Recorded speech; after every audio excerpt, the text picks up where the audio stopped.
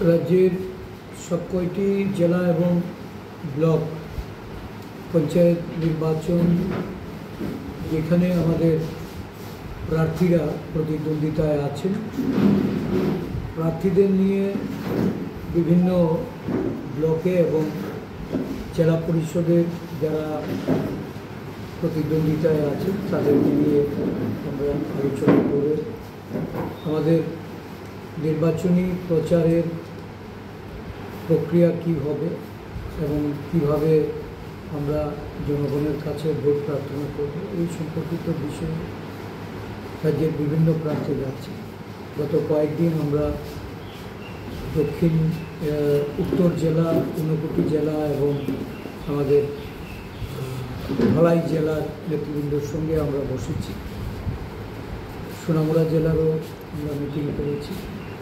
আজকে দক্ষিণ জেলা এবং গোমতী জেলার আমাদের নেতৃবৃন্দদের তাদের সাথে নিয়ে যারা প্রতিদ্বন্দ্বিতায় আছেন প্রার্থীদের তাদেরকেও আহ্বান করা হয়েছে।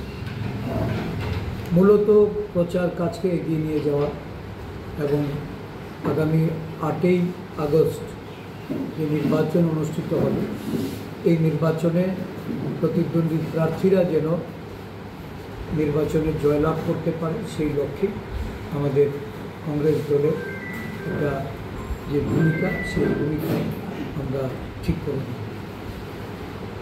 রাজ্য জুড়ে একদিক থেকে যেমন গণসন্ত্রাস, শাসক দল বিভিন্ন ব্লকে যারা মনোনয়ন জমা দিতে প্রস্তুত হয়েছিলেন, বিশেষ করে জাতীয় কংগ্রেস দলের পক্ষ থেকে আমরা দেখেছি শাসক দল ব্লকের গেটে বা ব্লকের ভেতরে সমবেত হয়ে সেখানে বাধা দান করেছে।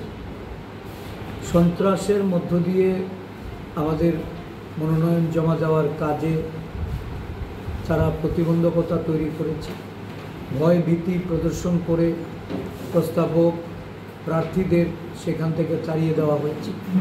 অনেক ব্লকে আমাদের নেতৃবৃন্দরা তারা আক্রান্ত হয়েছেন। বিভিন্ন জায়গায় প্রার্থীদের উপরও আঘাত করা হয়েছে।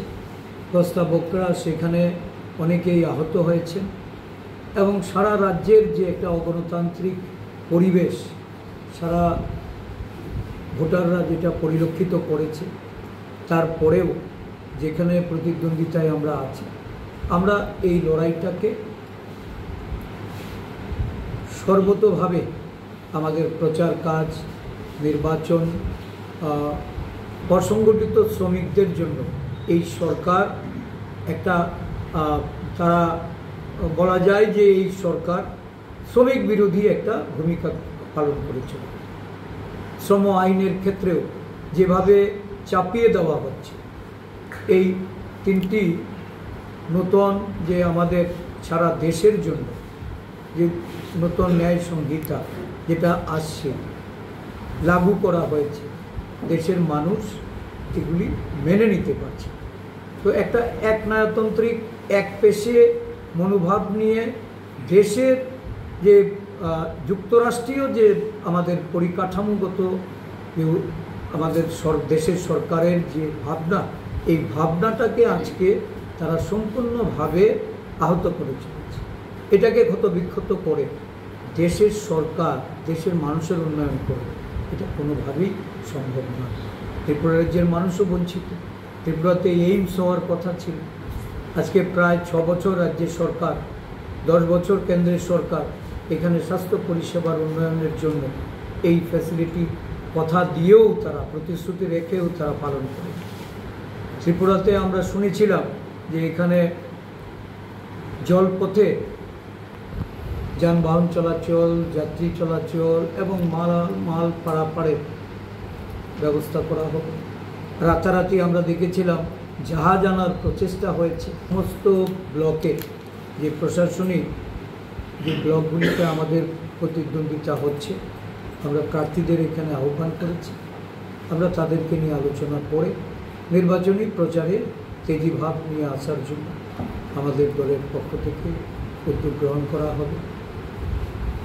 ইতিমধ্যে আমরা দেখছি যে সারা দেশ জুড়ে সাধারণ গরিব অংশের মানুষ থেকে শুরু করে বেকার, কৃষক, শ্রমিক, মেহনতি সমস্ত অংশের মানুষ যাদেরকে ডিপ্রাইভ করে একটা জনবিরোধী বাজেট, মূলত সরকার বাঁচানোর জন্য গদি বাঁচাও বাজেট, যেটা সারা দেশ জুড়ে এখন মানুষের প্রতিবাদে মানুষ সোচ্চার হচ্ছে।